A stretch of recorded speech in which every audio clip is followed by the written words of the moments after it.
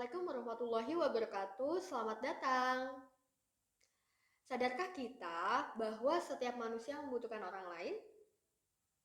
Dalam aktivitas kita sehari-hari, pasti kita membutuhkan orang lain. Kita bisa lihat di sekolah, di pasar, dalam masyarakat, kita pasti membutuhkan orang lain. Karena apa? Karena kita adalah makhluk sosial. Halo sahabat rumah belajar, kembali bersama Bu Linda. Sudah siap untuk mengetahui bagaimana kelompok sosial? Dan apa saja itu kelompok sosial yang ada di dalam masyarakat? Yuk kita cari tahu. Jadi sebenarnya kelompok sosial itu apa? Kelompok sosial adalah kumpulan manusia yang saling berinteraksi, memiliki kesadaran bersama akan keanggotaannya di dalam suatu kelompok.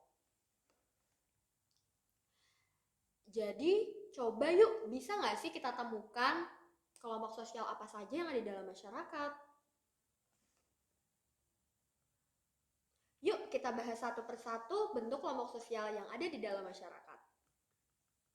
Sebenarnya dalam kelompok sosial terdiri dari dua, yaitu kelompok sosial teratur dan kelompok sosial tidak teratur. Untuk video kali ini saya akan menjelaskan tentang kelompok sosial teratur.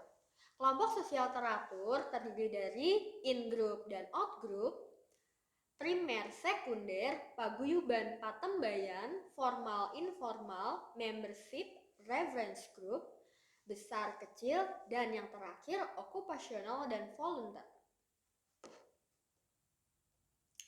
Oke, kita mulai dari berdasarkan besar kecilnya suatu kelompok. Berdasarkan besar kecilnya suatu kelompok, sudah jelas kita bisa melihat ada kelompok yang kecil dan ada kelompok yang besar. Kenapa bisa begitu? Karena kita lihat tadi jumlah anggota di dalam kelompoknya. Yang kedua kita bisa melihat berdasarkan kesadaran terhadap jenis yang sama. Yang kedua berdasarkan kesadaran terhadap jenis yang sama. Jadi ini terdiri dari in-group dan out-group. In-group di dalam, out-group di luar. Kita bisa mengidentifikasikan diri kita berada di dalam kelompok atau di luar kelompok. Dan kita bisa mengidentifikasi bagaimana ciri-ciri kita yang ada di dalam kelompok ataupun yang ada di luar kelompok. Kita beralih yang ketiga. Dalam ketiga, kita bisa melihat kelompok sosial berdasarkan hubungan sosial dan tujuannya. Jadi berdasarkan tujuannya, kita bisa melihat perbedaannya ada primer dan sekunder, primary group and secondary group. Apa perbedaannya? Jelas, kalau misalkan primer berarti adalah kelompok sosial di mana kita saling mengenal secara akrab, secara intim, dan kita menjadi kelompok yang ikatannya amat erat. Sedangkan sekunder sebaliknya, kelompok yang terdiri dari banyak orang dengan sifat yang berbeda, yang tidak ada ikatan batin seperti kelompok di dalam primer.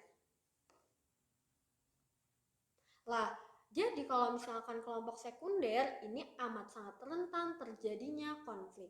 Karena di dalam kelompok sekunder ini bisa terjadi perpecahan karena sebenarnya sifatnya tidak terlalu akrab. Keempat, berdasarkan ikatannya. Jadi ada dua, yaitu paguyuban dan patembayan. Paguyuban nama lainnya adalah Gemeenschap, sedangkan patembayan yaitu Geselschap. Apa perbedaannya? Kalau misalkan paguyuban itu adalah ikatan batinnya murni, alamiah, kekal. Nah, menurut Ferdinand Tunis, kalau misalkan paguyuban itu mempunyai ciri pokok ada 3, yaitu dia bersifat intim, privat, dan eksklusif.